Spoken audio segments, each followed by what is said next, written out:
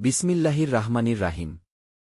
প্রিয় দর্শক, আল্লাহ তাআলা সময়ের মধ্য থেকে কিছু সময়কে বিশেষ মর্যাদা দান করেছেন। তেমনি বছরের ১২ মাসের মধ্যে ৪টি মাসকে তিনি হারাম বা সম্মানিত মাস হিসেবে নির্ধারণ করেছেন। এই মাসগুলো হল জিলকদ, জিলহজ্জ, মুহররম এবং রজব। পবিত্র কুরআনে আল্লাহ তাআলা বলেন, আসমান ও জমিন সৃষ্টির দিন থেকেই মাসের সংখ্যা ১২। এর মধ্যে ৪টি মাস সম্মানিত। এই মাসগুলোতে অন্যায় ও গুনাহ থেকে বিশেষভাবে বেঁচে থাকার নির্দেশ দেওয়া হয়েছে। হারাম মাসগুলোর গুরুত্ব শুধু ইতিহাসে নয়, বরং আমাদের দৈনন্দিন জীবনেও গভীর শিক্ষা বহন করে। এসব মাসে নেক আমলের সওয়াব বৃদ্ধি পায় এবং গুনাহের ভয়াবহতাও অধিক হয়ে থাকে। তাই একজন মুমিনের উচিত এই সময়গুলোকে আল্লাহর সন্তুষ্টি অর্জনের সুযোগ হিসেবে গ্রহণ করা। বিশেষ করে মুহররম মাস ইসলামী বছরের সূচনা।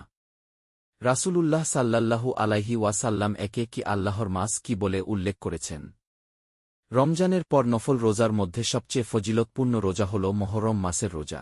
মুহররমের ১০ম দিন, আশুরার দিন অত্যন্ত তাৎপর্যপূর্ণ। এই দিনে আল্লাহ তাআলা হযরত মূসা আলাইহিস সালাম ও তার অনুসারীদের ফেরাউনের অত্যাচার থেকে মুক্তি দিয়েছিলেন। এজন্য রাসূলুল্লাহ সাল্লাল্লাহু আলাইহি ওয়াসাল্লাম আশুরার রোজা রাখার প্রতি উৎসাহ দিয়েছেন। তবে শুধু রোজা নয়, হারাম মাসগুলোর প্রকৃত সম্মান হল গুনাহ থেকে দূরে থাকা, নামাজের প্রতি যত্নবান হওয়া, কুরআন তিলাওয়াত বৃদ্ধি করা, বেশি বেশি জিকির আজকার করা এবং মানুষের হক আদায়ে সচেষ্ট হওয়া।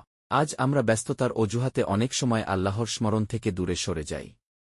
অথচ এই সম্মানিত মাসগুলো আমাদের নতুন করে আত্মশুদ্ধির সুযোগ এনে দেয়। আসুন আমরা নিজেদের আমলনামা পর্যালোচনা করি, তওবা করি এবং আল্লাহর দিকে ফিরে আসি।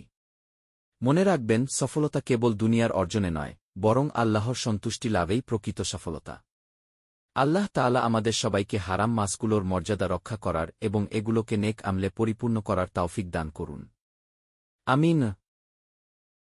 প্রিয় দর্শক, হারাম মাসগুলোর মর্যাদা রক্ষা করা এবং এই সময়গুলোকে নেক আমলে পরিপূর্ণ করা আমাদের প্রত্যেকের দায়িত্ব। আসুন আমরা গুনাহ থেকে বেঁচে থাকার চেষ্টা করি, আল্লাহর কাছে আন্তরিক তওবা করি এবং নিজেদের জীবনকে কুরআন ও সুন্নাহর আলোকে সাজিয়ে তুলি। আল্লাহ তাআলা আমাদের সবাইকে সঠিক পথে চলার এবং তার সন্তুষ্টি অর্জনের তৌফিক দান করুন। আমিন। আপনাদের কাছে একটি ছোট্ট অনুরোধ, যদি ভিডিওটি ভালো লেগে থাকে এবং ইসলামের সুন্দর বার্তা আরও মানুষের কাছে পৌঁছে দিতে চান, তাহলে আমাদের ইউটিউব চ্যানেল কি video of Islam daily Kitty subscribe করুন এবং Facebook page K video of Islam daily Kitty follow করুন।